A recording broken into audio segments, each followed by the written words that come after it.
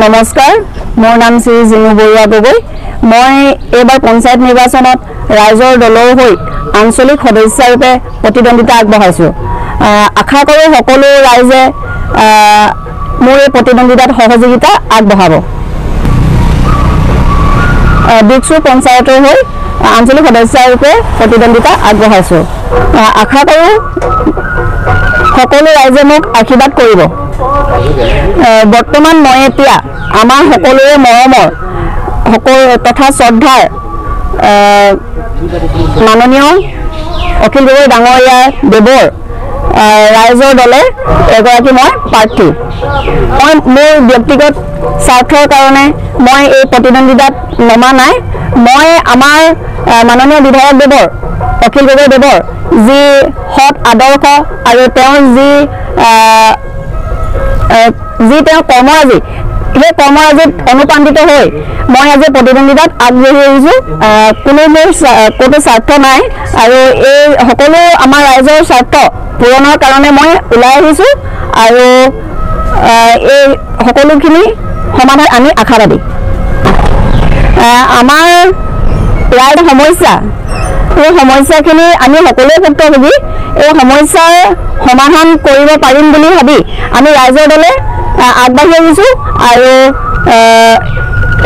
আপোনালোকে সকলোৱে আমাক আশীৰ্বাদ কৰি আগবঢ়াই নিব আশা কৰিলোঁ এই সকলোবোৰ কামত আগবাঢ়ি যাবলৈ মোক আপোনালোকৰ সকলোৱে আশীৰ্বাদ লাগিব মই সকলোৱে আশীৰ্বাদ বিচাৰি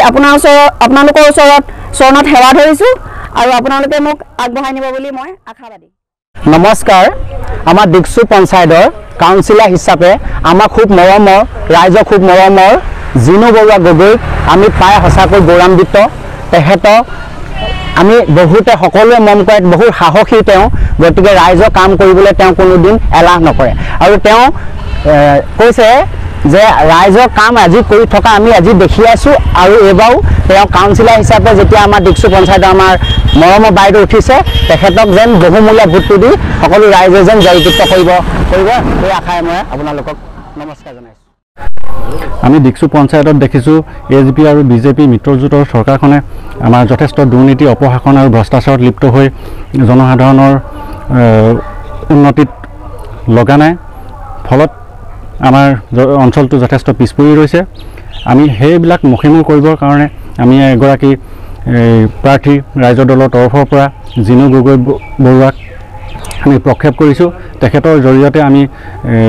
এইবিলাক সকলোবিলাক মষিমূৰ কৰি আমি এক নতুন উন্নয়নৰ যাত্ৰাত আগবঢ়াই নিম বুলি আশাবাদী